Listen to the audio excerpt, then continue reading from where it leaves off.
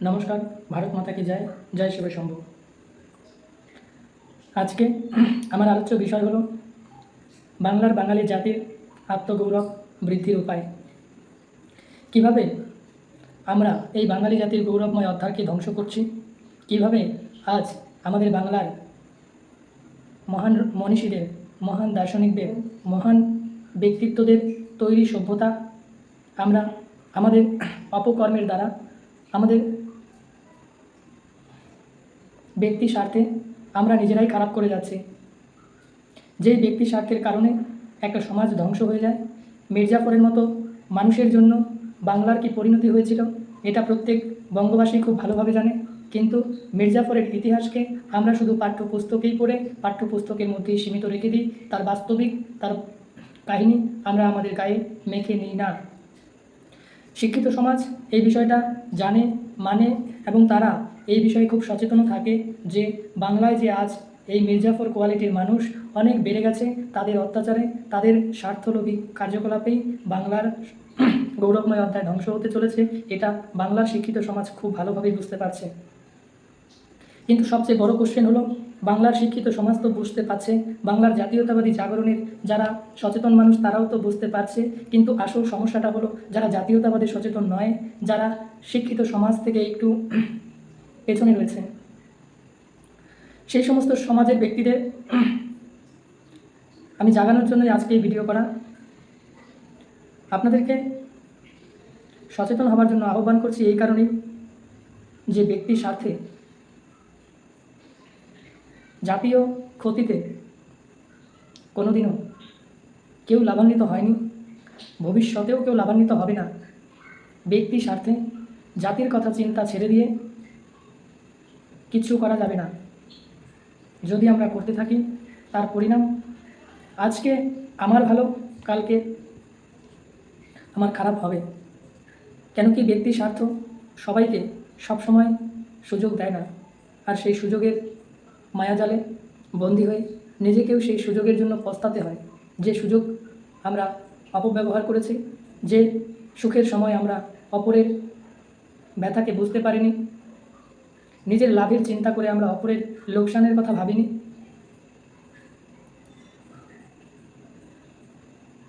নিজের ক্ষমতার কথা চিন্তা করে আমরা অপরের সুখের কথা ভাবিনি। কিন্তু কালচক্রে সেইরূপ ব্যক্তিদেরও একদিন তেমনই এক পরিস্থিতি আসে। সেই পরিস্থিতিতে আশেপাশের প্রতিবেশীরা বলতে থাকে, যখন তোমার সুযোগ ছিল অনেক করেছো অত্যাচার, আজকে তোমার সুযোগ নেই, এসেছো তুমি আমাদের কাছে সাহায্য চাইতে। এই যে কালখণ্ডের যে এই চক্রগুলো প্রত্যেক মানুষেরই আসে, কিন্তু যখন তিনি অসহায় হবেন, যখন তিনি দুঃখী হবেন, আর যখন তিনি তার কর্মফলের সাজা পাবেন, তখন লোক মুখে মুখে দুঃখ প্রকাশ করলেও মনে মনে বলবে যে তুমি আগে যেমন করেছিলে তারই কর্মফল আজ তুমি ভোগ করছো। তুমি আগে যদি ভালো কিছু করতে পারতে তাহলে তোমার আজকের কর্মফল ভালো হতো, আর তোমার মান সম্মান বৃদ্ধি পেত। কিন্তু ব্যক্তি স্বার্থ চিন্তাকারী, জাতিকে শোষণকারী, অভদ্রতা ধারণকারী ব্যক্তিত্বরা জ্ঞানের প্রতি সচেতনই হয় না। বাস্তবিকতাকেই তারা মনে করে আজকের বাস্তবিকতাই তাদের কাছে শেষ দিন, হয়তো কালকে নাও বাঁচতে পারে।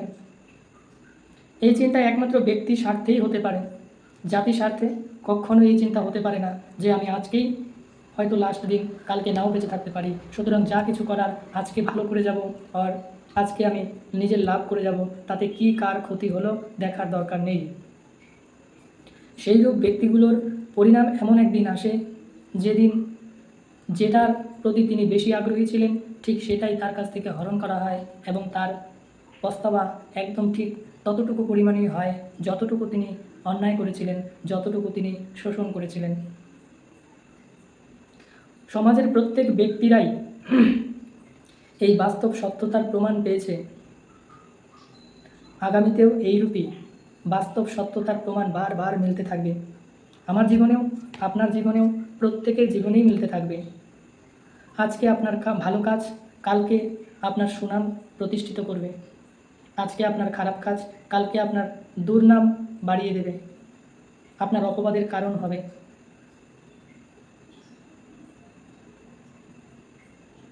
আপনার বংশের মধ্যে কালিমা লিপ্ত হবে।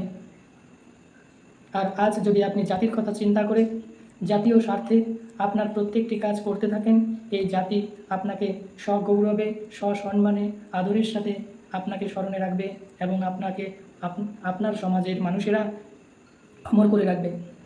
প্রত্যেক মানুষের মুখে মুখে আপনি একজন আদর্শ ব্যক্তিত্ব হয়ে থাকবেন। সবাই আপনার গুণগুলোকে প্রশংসা করবে, সবাই আপনার কর্মগুলোকে ব্যাখ্যা করবে, বিশ্লেষণ করবে, যার থেকে নিষ্কাশিত ফলগুলো মানুষ এবং সমাজের ভালো কাজে সহায়তা করবে।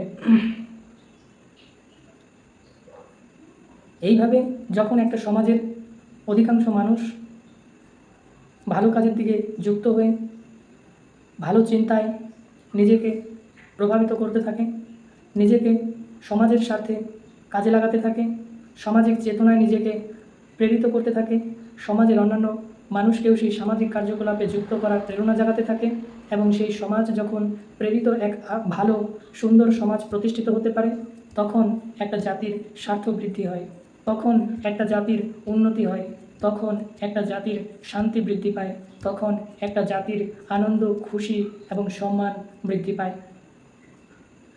আর আজকে আমার বলার এটাই লক্ষ্য যে আমাদের বাঙালি জাতির মান, সম্মান, অর্থ, গৌরব, শক্তি ইত্যাদি কোথায় আছে? সারা ভারতবর্ষের পুলিশ যেখানে জাতীয় নিরাপত্তার কাজে যুক্ত, সেখানে বাংলার পুলিশ ঘুষ খাওয়ার কাজে যুক্ত। যেখানে সারা ভারতবর্ষের পুলিশ নিজের জাতির রক্ষার কাজে যুক্ত, সেখানে বাংলার পুলিশ খাওয়ার তালে ব্যস্ত। আর পুলিশরা একটা ভুল ধারণা ব্যক্ত করে মানুষের সামনে যে আমাদের কাজটা এমনই যে আজকে বেঁচে আছি, কালকে বেঁচে নাও থাকতে পারি। কেন বন্ধু? পুলিশদেরই শুধু এই চিন্তা থাকে? অন্য কোনো মানুষের এই চিন্তা থাকে না? আর তুমি জন্মেছো বাবু, মরবে না, এটা কোন কথা? তুমি কি মরতে চাও না? তুমি মরতে না চাইলে কি তুমি মরবে না? মরবে প্রত্যেকেই। জন্ম থেকে মৃত্যু বেশি নিশ্চিত। জন্ম তোমার হতেও পারে, নাও হতে পারে, কিন্তু তুমি একবার জন্মে গেলে তুমি মরবেই। তাহলে যে মৃত্যু তোমার একদম নিশ্চিত, জন্ম থেকে বেশি নিশ্চিত মৃত্যু, তাহলে সেই মৃত্যুর জন্য তুমি এত ভয় পেয়ে খেয়ে খেয়ে ভুড়ি মোটা করে দৌড়তে পারছো না? চোরকে ছেড়ে দিচ্ছ, চোর চুরি করে বেড়াচ্ছে, গুন্ডামি করে বেড়াচ্ছে, আর তুমি তোমার ভুড়ি নিয়ে বসে আছো। রাস্তার পাশে চেয়ার নিয়ে বসে থেকে মানুষের বাইক, গাড়ি থেকে চাঁদা তুলছো। হেলমেট নেই, এ নেই, ও নেই, হ্যান নেই, ত্যান নেই। এগুলো জাতীয় স্বার্থের কাজ নয়। জাতীয় স্বার্থের কাজ ভালো করে নিয়ম তৈরি করে নির্ণায়ক সাজা দিয়ে জাতিকে সংগঠিত করা, যেন একজনকে সাজা দিলে 1,00,000 জন মানুষ সোজা হয়ে যায়। কিন্তু না, চুপচাপ চেয়ারের গাছের আড়ালে দাঁড়িয়ে সবার কাছ থেকে টাকা তোলার, চাঁদা তোলার ইচ্ছাই হলো আমাদের বাংলার পুলিশের। এটা কোনো জাতীয় স্বার্থের কাজ নয়। যখন কেউ জাতীয়তাবাদী আন্দোলনের কথা বলবে তখন পুলিশ তাকে বাধা দিবে, আর যখন কেউ দেশদ্রোহিতার কথা বলবে তখন পুলিশ চুপ করে ঘরে বসে থাকবে। এগুলো সমাজের পুলিশের কাজ নয়, এগুলো জাতির উন্নতির কাজ নয়। আর আমরা জানি জাতিকে ধ্বংস করার জন্য আমাদের পশ্চিমবঙ্গের সরকার যেভাবে উঠে পড়ে লেগেছে, তাতে আমাদের বাঙালি জাতির অস্তিত্ব এইভাবে থাকলে খুব দ্রুততার সাথে ভিখারি জাতিতে পরিণত হবে। যেভাবে ভিক্ষা দিয়ে দিয়ে বাঙালি জাতিকে ভিখারি সমাজে পরিণত করা হচ্ছে না, সেভাবে বাঙালি জাতি একদিন এমন পঙ্গু হয়ে যাবে যেখান থেকে বাঙালিকে বের করা খুব কঠিন হয়ে যাবে। এইরূপ গম্ভীর বিষয়গুলোকে পাত্তা না দিয়ে নিজেদের রাজনৈতিক অস্তিত্ব কীভাবে জিতিয়ে রাখা যায়, নিজের পরিবারের পরবর্তী বংশধরকে কীভাবে নেতা বানানো যায়, জাতীয়তাবাদী শক্তিকে কীভাবে রোকা যায়, জাতির স্বার্থে কাজ কীভাবে বন্ধ করা যায়, ইত্যাদিকে চিন্তা করতে করতে আজকে পশ্চিমবঙ্গে তৃণমূল সরকার চলছে। আর সেই সরকারের ছল চাতুরগুলো আমাদের বাঙালিরা বুঝতে পারছে না, সংখ্যাগরিষ্ঠ বাঙালিরা বুঝতে পারছে না। কিছু কিছু বাঙালি বুঝতে পারলেও, তাদের যন্ত্রণা সমাজে ব্যক্ত করলেও তাদেরকে পাত্তা না দিয়ে সংখ্যাগরিষ্ঠ মানুষ মমতার ছল চাতুরিতে প্রভাবিত হয়ে নিজেদের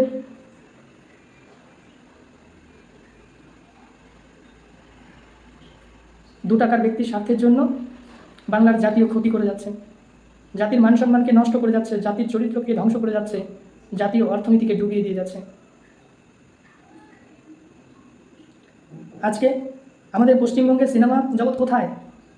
যেখানে একসময় ভারতবর্ষের সবচেয়ে ভালো একজন শিল্পী উত্তম কুমার বলে মহানায়ক ছিলেন, যেখানে সারা ভারতবর্ষের সবার প্রথম সিনেমা জগৎ বাংলাতে শুরু হয়েছিল, সেই বাংলার সিনেমা জগৎ আজকে কোথায়? সব তো এমএলএ আর এমপি হয়ে বসে আছে। আর তাদের এমনভাবে মগজ ধোলাই করা হয়েছে, বিকৃতভাবে কথা বলতে গিয়ে মৃত্যু পর্যন্ত হয়ে গেছে আমাদের বাংলার সিনেমা জগতের নায়ক নায়িকাদের। একটা নায়ক নায়িকা, একটা নেতা, একটা শিক্ষক, একটা ইঞ্জিনিয়ার, একটা ডাক্তার, তাদের নির্দিষ্ট বিষয়ে তারা স্পেশালিস্ট হতে পারে। একজনকে যদি আরেকটা স্পেশালিস্ট বিষয় নিয়ে দাঁড় করিয়ে দেওয়া যায়, বসিয়ে দেওয়া যায়, কিচ্ছু করতে পারবে না। একজন ডাক্তারকে যদি একজন ইঞ্জিনিয়ারের কাজ দেওয়া যায়, তিনি কখনো পারবে না। একজন ইঞ্জিনিয়ারকে যদি একজন ডাক্তারের কাজ করতে দেওয়া যায়, তবেও পারবে না। ঠিক তেমনই একজন গায়ককে নেতা বানিয়ে দেওয়া হচ্ছে, একজন নায়ককে নেতা বানিয়ে দেওয়া হচ্ছে। কেন?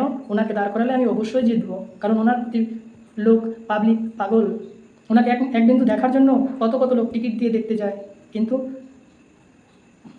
আমি যদি ওকে এমএলএ পদ দাঁড় করিয়ে দিই, তাহলে মানুষের জোয়ারেই তো সে জিতে যাবে। আর এই টেকনিক, এই কৌশল মমতা বন্দ্যোপাধ্যায় গত 10 বছর থেকে করে আসছে। দেবকে সিনেমা জগৎ থেকে সরিয়ে দিয়ে এমএলএ বানিয়েছে, তাপস পালকে সিনেমা জগৎ থেকে সরিয়ে দিয়ে নেতা বানিয়েছে, শতাব্দীকে সিনেমা জগৎ থেকে সরিয়ে দিয়ে নেতা বানিয়েছে,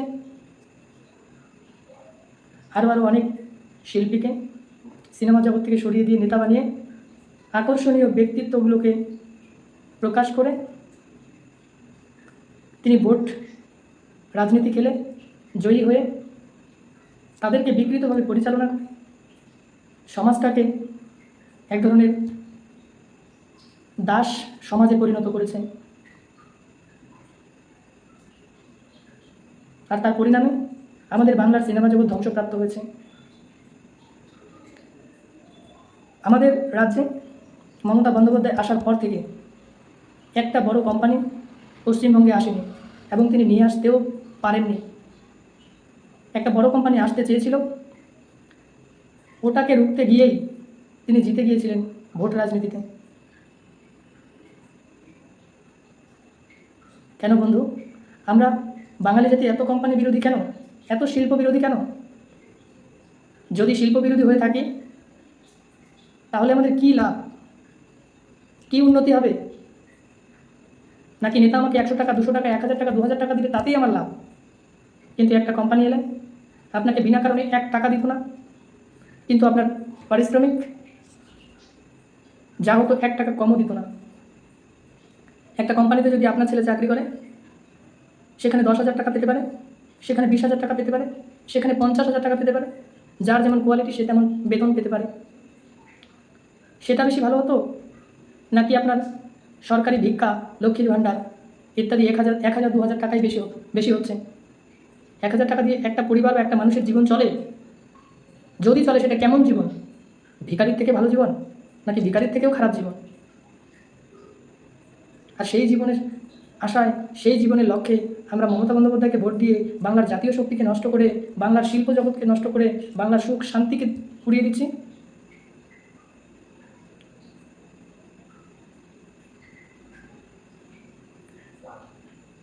যাই হোক, বাংলার মানুষকে জাতীয়তাবাদী সচেতনতায় জাগ্রত করার লক্ষ্যে, সবাইকে একই বন্ধনে আবদ্ধ করার লক্ষ্যে, বাংলার আসল শক্তি কেন্দ্রগুলোকে সচল এবং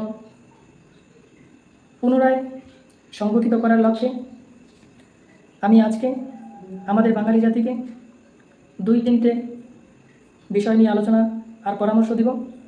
যদি সেগুলো মান্য করা হয়, তবে বাংলার জাতীয়তাবাদ শক্তি বৃদ্ধি পাবে, বাংলার জাতীয় শত্রুদের ক্ষতি হবে এবং বাংলার মর্যাদা সম্মান দুটোই রক্ষা পাবে, বাংলার অর্থনীতি বৃদ্ধি পেতে পারে,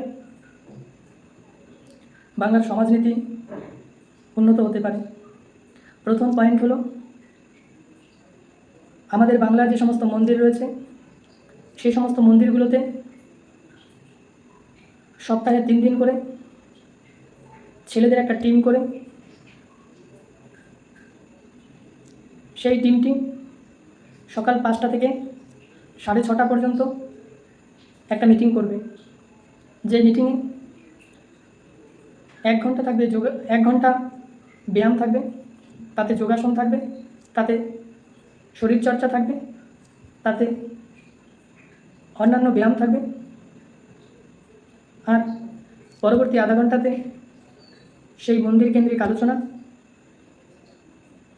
আর দেবতাদের আসল শত্রুদের বিষয়ে আলোচনা করা হবে।